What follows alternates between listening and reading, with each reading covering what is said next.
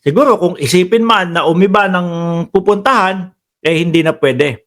No? Sabi dito, mga boss chief amo, sir, elite, elite ha, elite Hong Kong police, todo bantay sa hotel ni Duterte, sa ayon daw po sa report. Iniulat ng foreign media na isang team ng Hong Kong police ang nagbabantay sa bisinidad ng isang hotel, no? Kung saan pansamantalang namamalagi si dating Pangulong Rodrigo Duterte sa kanyang entourage. Ang tingin ko ho dito, mga kababayan, no? Talagang nakipag-ugnayan na din ang Interpol. Kasi po kinumpirma na din po ni General Torre, mga bossing. Yung about sa Interpol ho, mga boss, no? Tingin ko doon pa lang nakipag-ugnayan na. O kordonan nyo na 'yan. Huwag nyo nang alisan ng mata yan, no? Baka biglang tumawid kay Xi Jinping. Di ba, mga bossing? Kaya binantayan na ho sila, mga kababayan. Grabe. Hanggang sa huli na bago maaresto ang dating Pangulo, yung mga DDS, pinipake news pa din nila. No? Paano na ngayon yung mga DDS na sumisigaw na fake news kayo, hindi totoo na nagtatago si Duterte doon. O fake news kayo, hindi totoo na merong warrant to arrest. Ano to? Siguro, mga boss chief amo, sir, ang sama ng gising nung mga DDS. No? Paggising nila, ito yung madadatnan nila. Paggising nila, ito yung mabubungaran ho nila, mga kababayan. Ang saklap niyan. Sabi ni Hazel Kerubin, then dapat bawiin ang pera ng taong bayan sa mga Duterte. Magsasakit-sakitan yan. Pagbaba. Buong mundo masaya na. Sabi ni Maxip, banat by. Fake. Ay, baka masamang-masama ang loob nun. Ano? No isang araw, nagmumura eh. Di ba? Kayong mga nagsasabi na aresto PI kayo. Ayan pa Tuloy lang ho. Medyo hahawakan ko na lang mga bossan. Mga boss, ang dami pa din pulis doon, Di ba? So, kumbaga, ang pansin ko dito, mga kababayan, sa Hong Kong pa lang, alam na nila na kumonekta na ang Pilipinas. O kinonekta na ng Interpol. Sabi ko nga ho sa inyo, mga bossing, no? Madaming kapulisan yung mga yan, no? Hindi mismong pulis ng Interpol, kundi yung pulis po ng mga bawat bansa, mga bossing, tapos yun yung aaresto. Kaya ngayon, eto. Sabi doon sa comment, checkmate na ba? Alam niyo ho, mga kababayan, mga boss chief amo, sir, hindi ho nagtatapos ito dito. Kung sakali na arestado na ang dating Pangulo, hindi ho nagtatapos dyan. Bakit? Meron pang bato, meron pang bunggo. May Inday Sara Duterte pa daw ho. Diba?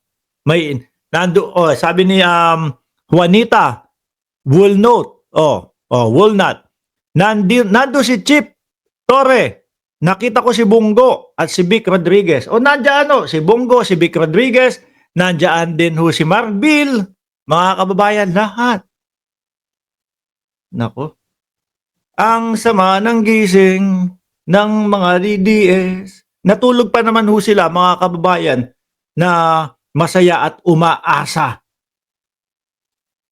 No? Masaya at umaasa na uuwi si dating si Mocha Uson. Tignan niyo yung post ni Mocha Uson.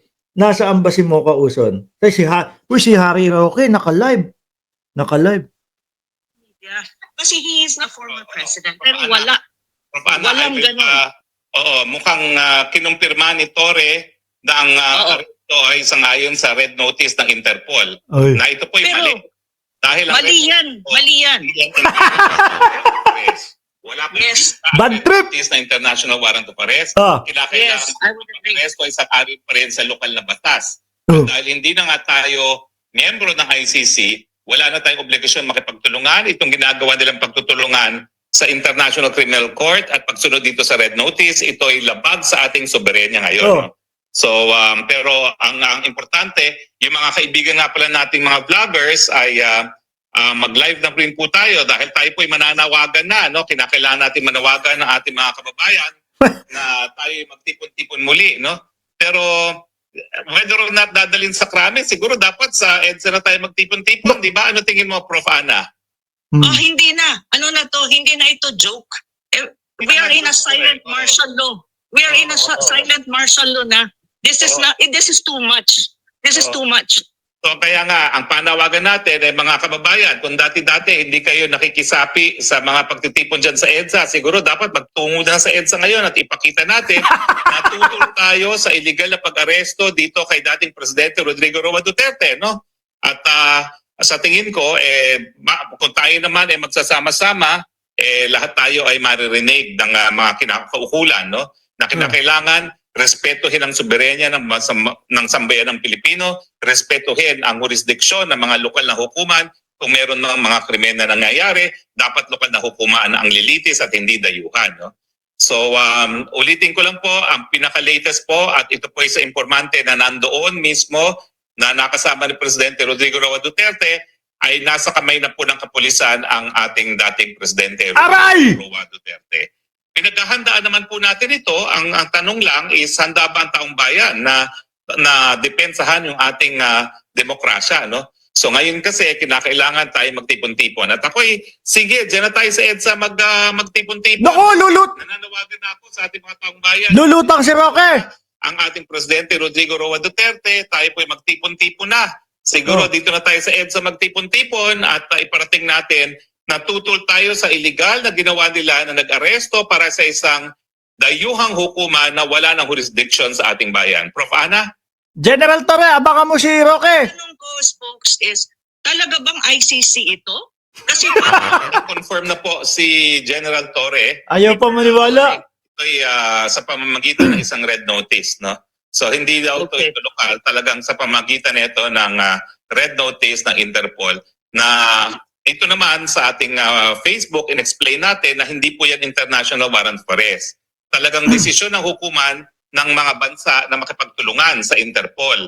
Pero itong pagtutulungan na ginawa ng PNP, obviously, no, dahil nakipagtulungan ng PNP, ay illegal dahil hindi na po tayo miyembro ng ICC at dahil po dito ay wala na pong dahilan para makipagtulungan. At ang ginawa nga po nila, unlawful detention na po ang ginawa nila kay Presidente dahil ang pag-aresto sa pamamagitan ng warrant of arrest sa isang nagaling sa isang